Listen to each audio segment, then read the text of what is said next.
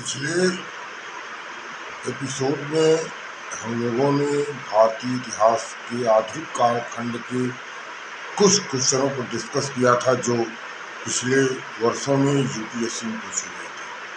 आज एक नए क्वेश्चन के साथ हम लोग डिस्कस करेंगे जो पिछले यूपीएससी के एग्जामों में प्रश्न आए थे।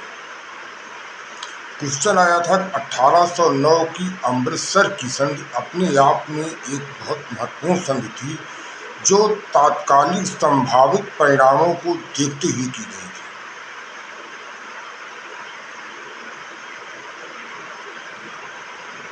इस पर टिप्पणी करनी है कि the treaty of the Amritsar of 1809 was significant for its immediate as well as potential effects.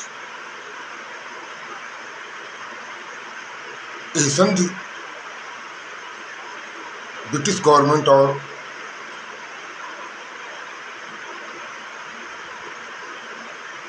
Sikh राजा महाराजा रणजीत सिंह के बीच हुई 1809 में। इसकी बैकग्राउंड देखते हैं। 1707 के बाद औरंगजेब की मृत्यु के बाद मुगल उत्तराधिकारियों की कमजोर स्थिति के मद्देनजर उत्तरी पश्चिमी भारत से जो अफगान आक्रमण हो रहे थे उसके दौरान सिख साम्राज्य का विस्तार उत्तरी पश्चिम में हो रहा है। जो गुरु गोबिंद सिंह और उनकी जो खालसा कम्युनिटी जो है वो कमज़ोर होते मुगल साम्राज्य के लिए बफर स्टेट का काम कर रही थी। 18वीं शताब्दी के मध्य तक आते आते पूर्वी घाट, दक्षिणी भारत के पूर्वी घाट और पश्चिमी घाट पर फ्रांसीसी और यूरोपीय व्यापारिक कंपनियों के जो जिस तरह से एक्टिविटीज बढ़ गई थी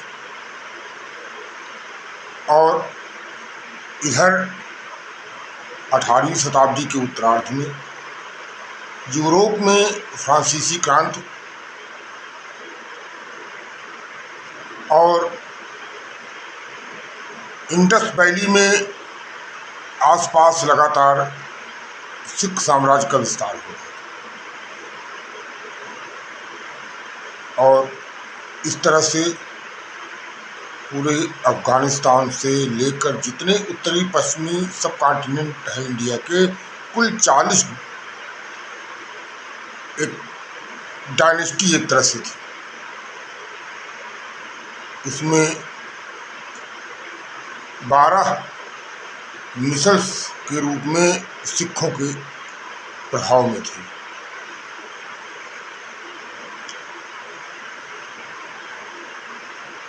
इन सिख कंट्रोलों में इन जो सिख कंट्रोल में 12 टेरिटरी थी उसमें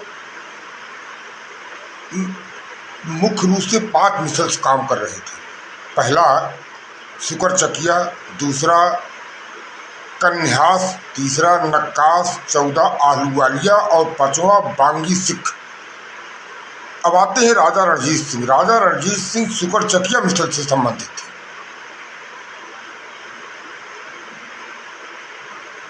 महाराजा रणजीत सिंह लाहौर में अपनी राजधानी बनाते हैं और मुस्लिम जो अफगान आक्रांता थे, अफगान आक्रांता अहमद शाह अब्दाली के आक्रमण के बाद जो उत्तरी भारत में शून्यता की स्थिति बनी हुई थी उस शून्यता की स्थिति को भरने के लिए सिख साम्राज्य, सिख मिसल्स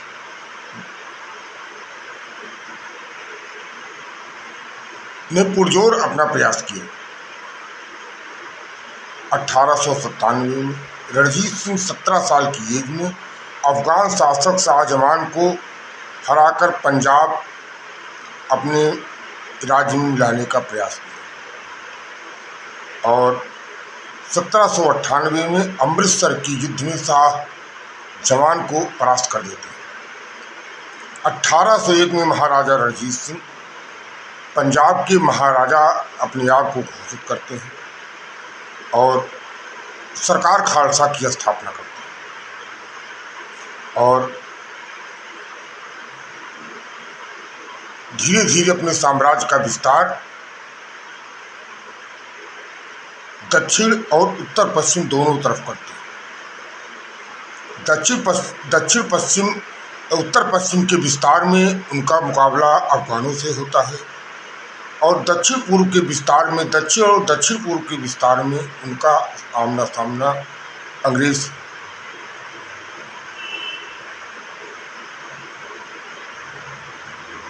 गवर्नमेंट से होती है।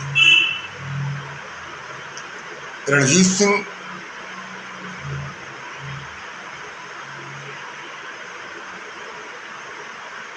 लाहौर में अपनी राजधानी बनाते हैं और सतलज के दक्षिण क्षेत्र में मालवा क्षेत्र में जो मिशंस थे उस पर नियंत्रण करना चाहते थे।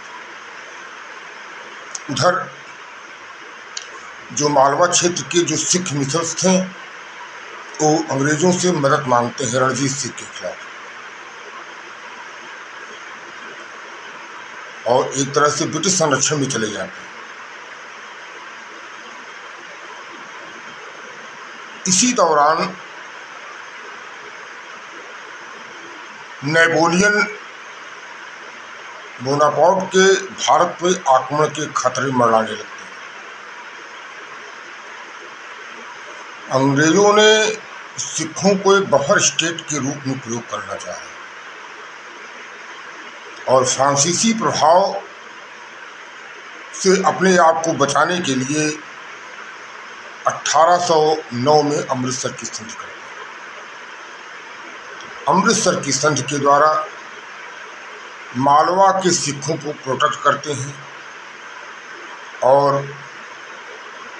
सिख साम्राज्य की सीमाओं को प्रतिबंधित कर देते हैं और इस शर्त के साथ कि सतलज नदी के इस पार सिख साम्राज्य के विस्तार का प्रयास नहीं किया जाएगा और इंग्लिश टेरिटरी का भी विस्तार सतलज नदी के उत्तर में न करने के प्रस्ताव रखा गया।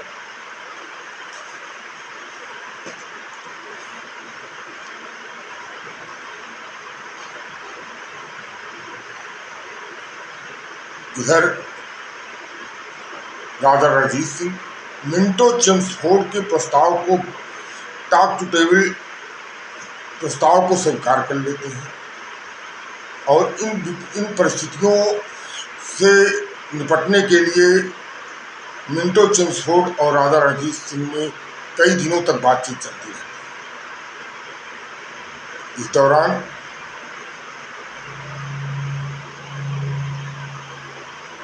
सिख सेना मालवा क्षेत्र में सतलज नदी के दक्षिण मालवा क्षेत्र में सिख मिशंस जो थे और मालवा के कुछ क्षेत्रों पर कब्जा कर लिया।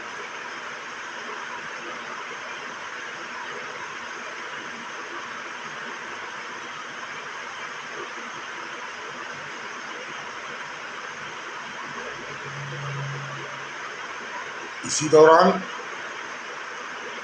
नेपोलियन बोनापार्ट स्पेन पर आक्रमण कर देता है। ब्रिटिश इंडिया कंपनी को भारत पर आक्रमण की जो संभावनाएं क्षीण होती थी, उनको लग गया कि अब नेपोलियन भारत पर आक्रमण नहीं करेगा। इस तरह से इस राजा रणजीत सिंह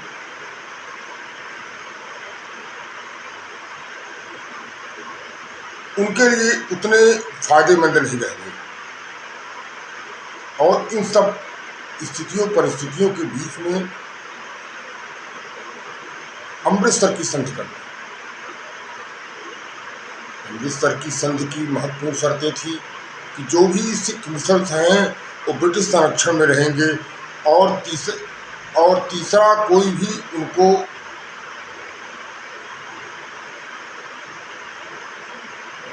अपने प्रभुत्व में नहीं ले सकता और तीसरा कोई आक्रमण करेगा तो अंग्रेज सरकार उनके साथ रहे।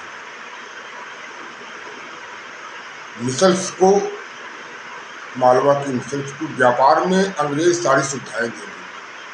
पूरे हिंदुस्तान में जहां भी ब्रिटिश साम्राज्य फैला हुआ है उनसे कोई टैक्स नहीं दिए जाएंगे।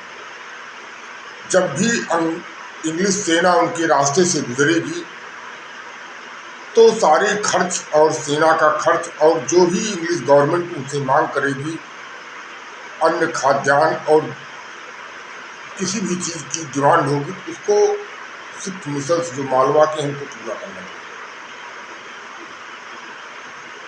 और मालवा के सिख मिसल्स पर अगर कोई महाराजा रणजीत सिंह का या किसी का अटैक होता है तो वो स्वयं ब्रिटिश इंडियन सेना में शामिल हो सकते हैं और ब्रिटिश इंडिया उनकी सुरक्षा की जिम्मेदारी लेती है।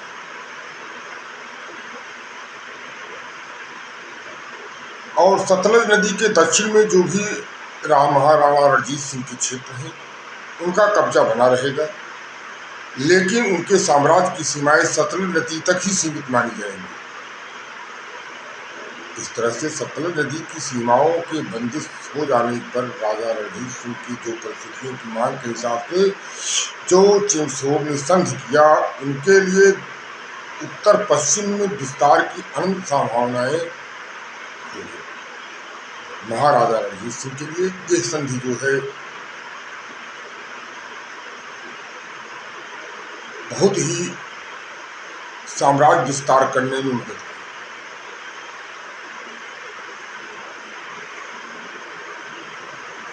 और फ्रांसीसी मदद से अपनी सेनाओं का प्रशिक्षण दिया और आधुनिक बनाया।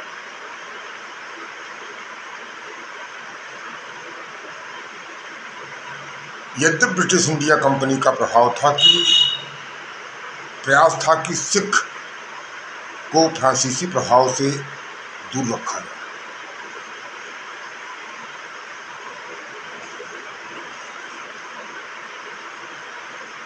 और देखते हैं कि महाराजा रणजीत सिंह की अमृतसर की संधि के बाद कैसे साम्राज्य विस्तार होता है। 1819 में सोफिया का युद्ध लड़ते हैं और सुन्नी मुस्लिम को हटाकर कश्मीर और झेलम घाटी तक विस्तार कर लेते हैं। 1813 में अटक पर कब्जा करके दीवान मोखम चंद को अपना दीवान बना देते हैं, क्योंकि मोखम चंद्र ने अफगान सेना को परास्त किया। 1818 में मुल्तान पर कब्जा कर लिया जाता है। सिख सेना खड़क सिंह और दीवान चंद के नेतृत्व में अफगानों को परास्त कर देती है। फाइनली इस युद्ध के बाद पंजाब से अफगानों का अंत हो जाता है। कश्मीर पर सिख साम्राज्य का विस्तार हो जाता है। 1835 में खैबर दर्रे पर के आसपास अफगानों का पुनः मुकाबला होता है, लेकिन ये किसी युद्ध में नहीं बदलता है। 1839 में जमरूद का युद्ध होता है। 1837 में 1838 में वाइसराय लॉर्ड ऑकलैंड सिखों से एक संधि करते हैं और उस संधि का यह शर्त थी कि काबुल में शाह को बहाल रखा जाए। यद्यपि सिख सेना काबुल में घुसकर विजय की जश्न मनाती है। काबुल विजय का जश्न मनाया जाता है और सिख साम्राज्य रणजीत सिंह के नेतृत्व में 1838 तक विस्तारित होता रहा, जो अफगानिस्तान में काबुल तक विस्तार हुआ। 1838 में महाराजा रणजीत सिंह की मृत्यु के बाद प्रथम आंग्ल युद्ध और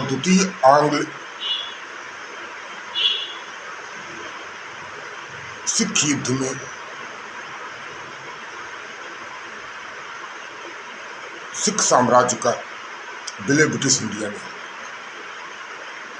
इस तरह से देखते हैं कि अमृतसर की संधि का जो प्रभाव था, वो प्रभाव तात्कालिक यूरोपीय शक्तियों के हिंदुस्तान पे आक्रमण को देख के बनाया गया था, संधि की गई थी। और संधि का तात्कालिक प्रभाव और दीर्घकालीन प्रभाव दोनों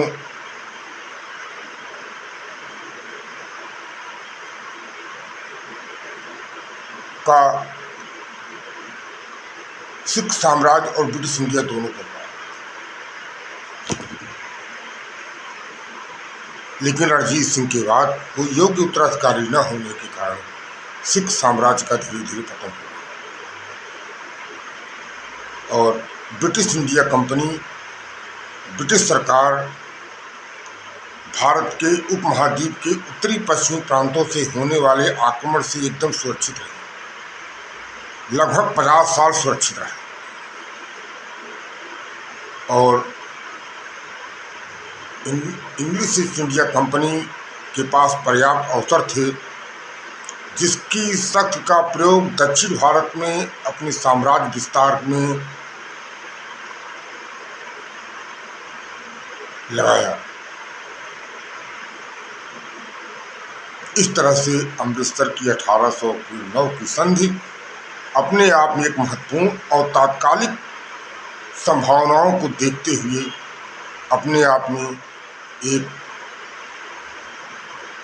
सिग्निफिकेंट जो है, इसका इमीडिएट प्रभाव रहा। जो सिग्निफिकेंट इफेक्ट था उसका इमीडिएट सर्कमस्टांसेस को देखकर बनाया गया था, यद्यपि इसके दीर्घकालीन परिणाम भी रहे। इस तरह से आज इसी मुद्दे पर हम लोग अपनी बात पूर्ण करते हुए आगे फिर किसी अच्छे क्वेश्चन को लेकर फिर हम धन्यवाद।